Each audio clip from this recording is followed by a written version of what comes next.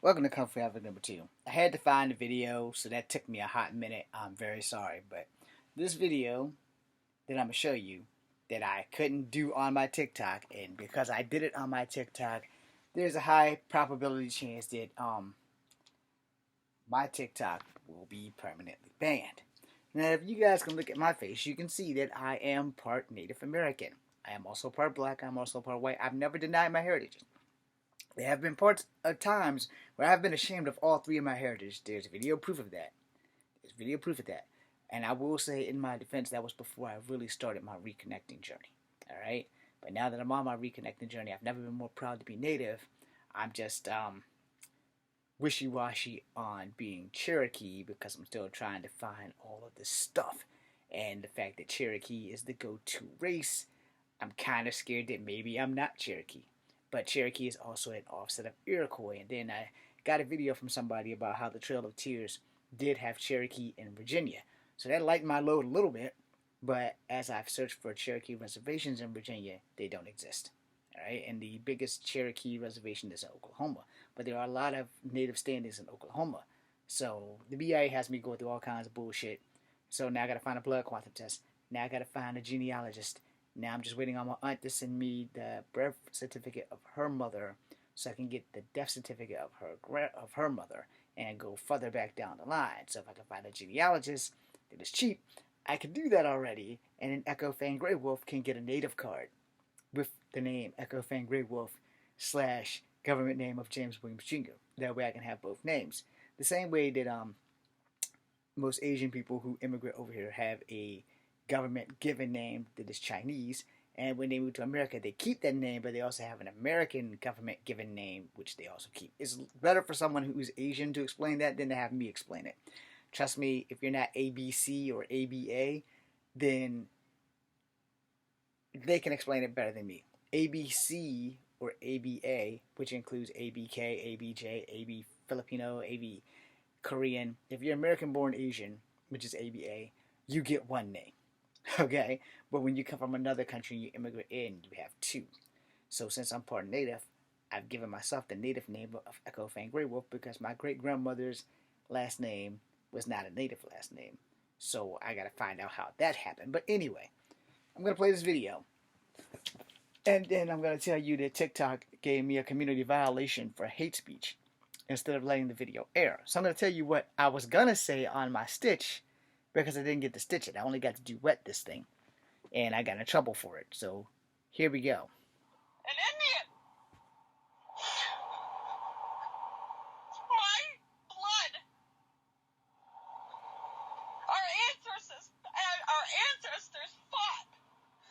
fought for us to be living in a free country where we could live in peace. And this is what we get. Chantel Moore was shot to death by local police in Edmundston, New Brunswick, during a so-called wellness check. And on Friday, RCMP, responding to a call about an unwanted person in a home, shot and killed 48-year-old Rodney Levi. During her small ceremony, she heard laughter from a Okay. truck nearby. She says, So, first, I fucked up. This is the video, but it's not the video that I was stitching. The video I was stitching had a young black woman come in here and say that that was a white-on-white crime. So, let's see if I can find that shit, which I'm sure I cannot. But the young black lady came on and called it a white-on-white crime. Alright? So that was her identifying indigenous people as white people. But that was the base video. But her video comes on, she says, you guys aren't from here. And the hiya, hiya, hiya is y'all calling our God. And so she's doing indigenous erasure.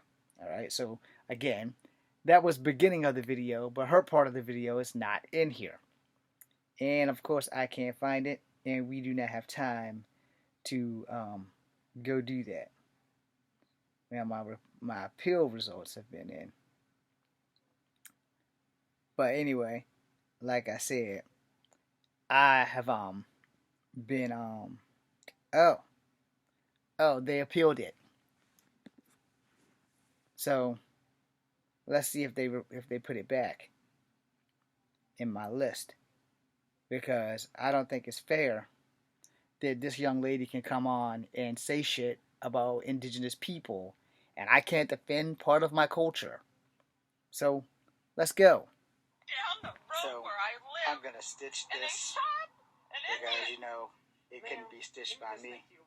And apparently this young lady is anti-native and down for indigenous erasure. So yeah, we're gonna talk about that shit. Thank you for watching. But Indians don't exist. The people that lived on this land were native to this land. You guys are just getting the karma that you deserve for killing off our people. Oh, the book says it.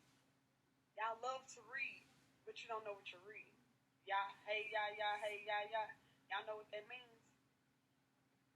Y'all calling on our God.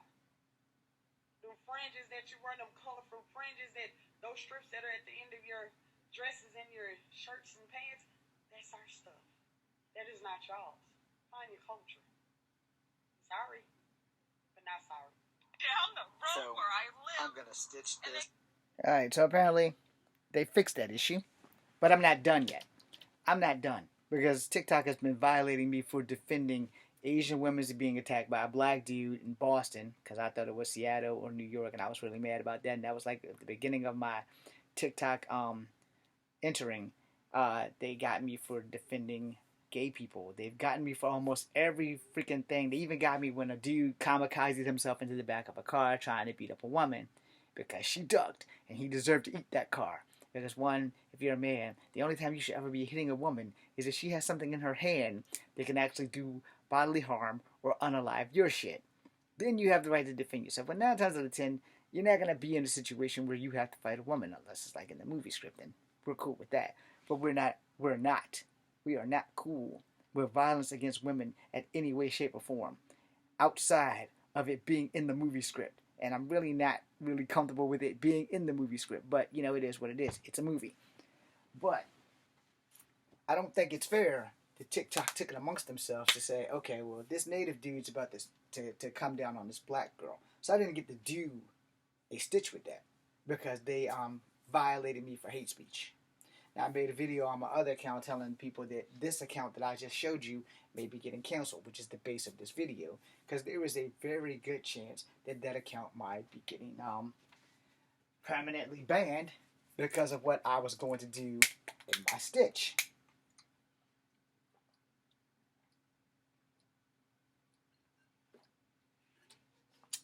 Sunny D, give me a job.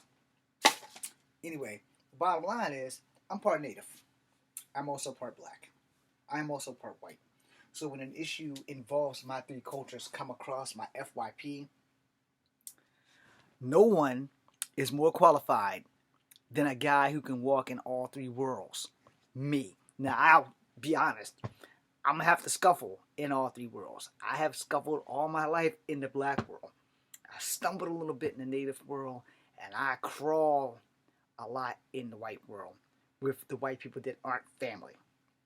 With the white people who are family, we good. We bloody well good.